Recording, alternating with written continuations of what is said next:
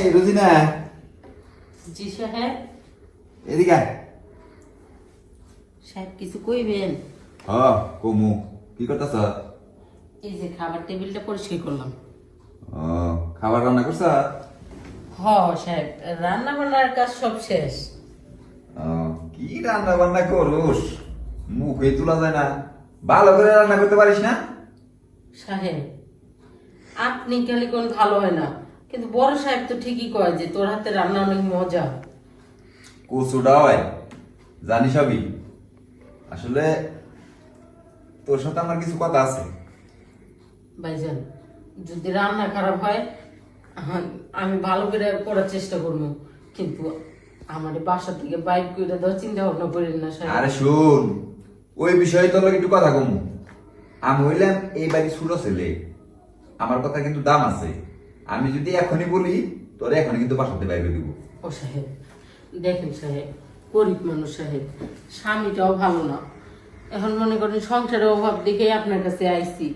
এখন যদি আপনিও তারাই দেন, আমি কোনে চাকরি খুঁজুম? আচ্ছা শোন, ওই তারা একটা রায় দেওয়ার এত চিন্তা তোর করার লাগবো না। আমি তোর একটা বুদ্ধি দিতেছি, বুদ্ধি মতো কাজ করবি, তোর সব সমাধান হয়ে যাবো।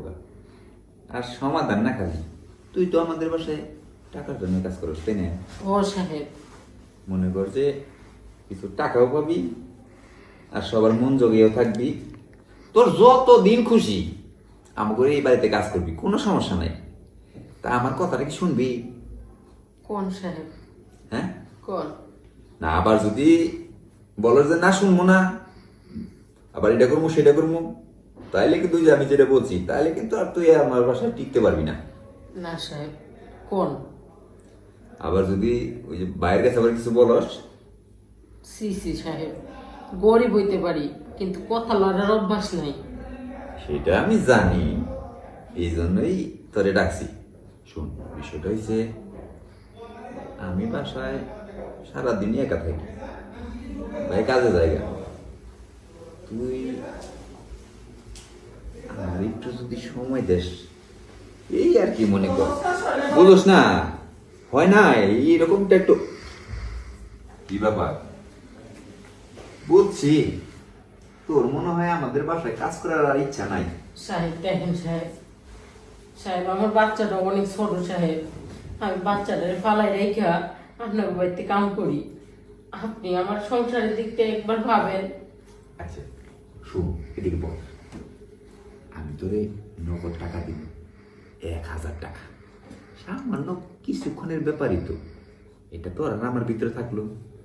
দেখ, তুই যদি আমার কথাটা মানুষ, টাকাও পাবি, তোর চাকরিটা ভাই দেবো না, তুই বুঝা দেখ। সাহেব গরিব হইতে পারি কিন্তু চরিত্রহীনা না, ভিক্ষা করে খাইতে পারি কিন্তু দেহ বেচ্চা না। আচ্ছা ঠিক আছে, তুই আমার চোখের সামনে থেকে যা, বুঝছি তোর আজকেই তোর চাকরি থেকে তোর বাই করে দিতে হইব। তুই আর আমার বাসায় কাজ কাম করতে পারবি না, বুঝছি? ও সাহেব আপনার দুটা হাতে দুটি পায়ে ধরি সাহেব, এমন এমন নিঠুর হইেন না সাহেব। আমার বাচ্চাটার মুখের দিকে তাকাই সাহেব। এইদিকে শোন, এইখানে বস। আরে বুকা, তুই বুঝতে আসিস না কেন? দেখ, 1000 টাকা দিব তোর, এই সামান্য 10-20 মিনিট আমার একটু খুশি করবি। আর আমি বললাম তোর এই বাড়ির সাহেব, আমি না চাইলে তোর একদিনও এখানে টিকতে পারবি না। দেখ, তুই খালি রাজি হইয়া যা। দেখ দাঁড়া, তোর আমি টাকাটা আগে দিতেছি। সাহেব আমার টাকার দরকার নাই। আরে দরকার নাই মানে কি করছ তুই? তোর টাকা দরকার আছে না? তুই একটু আগে বললি না তোর ছোট একটা বাচ্চা আছে, এই দেখ এই যে 1000 টাকা, এই টাকা দিয়ে তুই তোর বাচ্চার দুধ লাগে, বই লাগে, খাতা লাগে, কলম লাগে, সব কিনা দিবি। আর তুই খালি শুধু আমারে আমারে একটু মজা দিবি। তুই আমার মজা দিবি আর আমি তোর টাকা দিব। যখনই আমার কাছে আসবি তখনই আমি তোর টাকা দিব। আমার আর দেরি সহ্য হইতেছে না, যাবো। আরে আয় তো, কি তো ভাবতাছোস? বাবা ভাবে কি আছে? সাহেব এমন তো করিল না সাহেব। সাহেব চুপ থাক, দেয়ালেরও কান আছে, বাসায় আমি কেউ নাই, চিল্লা পাল্লা করবি, রাস্তা দিয়ে কেউ শুনে হালাইব। আপনি তো অনেক ভালো মানুষ, কিন্তু এমন করতেছেন কেন? আরে বোকা, দেখ আমার খুব ইচ্ছা হয়েছে আসলে তোরে দেখার পর থেকে না, আমার খুব মনে চাইতেছে তোর একদিন আমি মন বইয়ের আদর করবো। চিল্লাপাল্লা করিস না, কোনো সাউন্ড করিস না। সাহেব